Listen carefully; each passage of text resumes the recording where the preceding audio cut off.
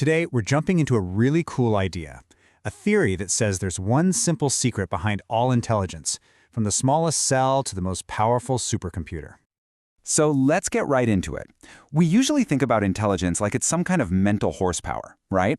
Like your brain is a computer, and the faster it runs, the smarter you are. But what if we've been looking at it all wrong? You know, we throw around all these metaphors for the mind. We call it a computer, a puzzle solver.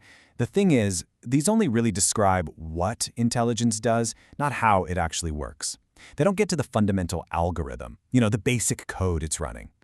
And that's where we get to what some call the wrong train of thought. There's this Japanese proverb that says, if you realize you're on the wrong train, you should get off at the very next station. Well, for decades, cognitive science might have been on the wrong train entirely. So the idea that sent us down this particular track was something that feels super intuitive, but it turns out it's really misleading. And that idea is similarity. The theory was that we make sense of the world by comparing new things to old things, looking for what's the same. The problem is, this whole similarity thing is actually a huge resource hog. Think about it. If your brain sees a robin and identifies it by matching it to a bird prototype, that's fine. But to be absolutely sure it isn't something else, it would technically have to compare it to every other prototype it knows. Dog, car, planet, everything. That could mean a million comparisons just to know what you're looking at. It's just crazy inefficient. Yeah, the philosopher Nelson Goodman totally nailed it when he called similarity an imposter. It feels right, it feels intuitive, but from a computational standpoint, it's a trap that makes understanding the mind way, way too complicated. Okay, so if similarity is the wrong train, what's the right one? Well, believe it or not, the clue is hidden in a super simple parlor game, one that helps us build a much more elegant and powerful model of the mind. So let's just forget all that complicated stuff for a second. Let's think about a game you've definitely played. 20 questions. Because the secret to how our minds really work, well, it's right there. The magic of this game is how simple and powerful it is. It's what's called a semantic binary search. You start with, well, everything. Then you ask a yes or no question that just slices the possibilities in half. You throw away the half that doesn't fit, and you just do it again.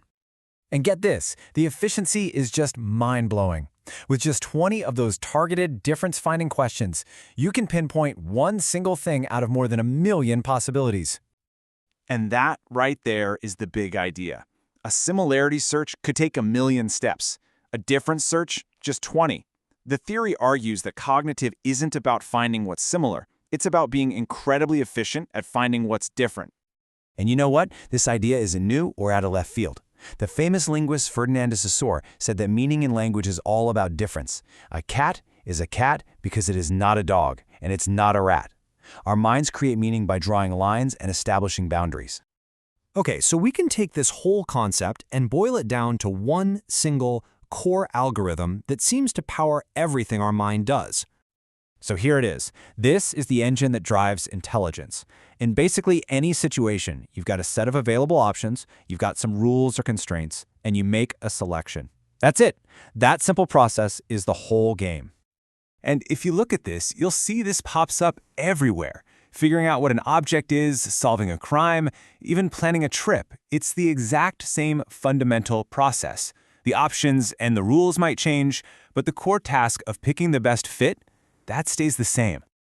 All right, let's really put this theory through its paces with something our brains do every single second, making sense of language.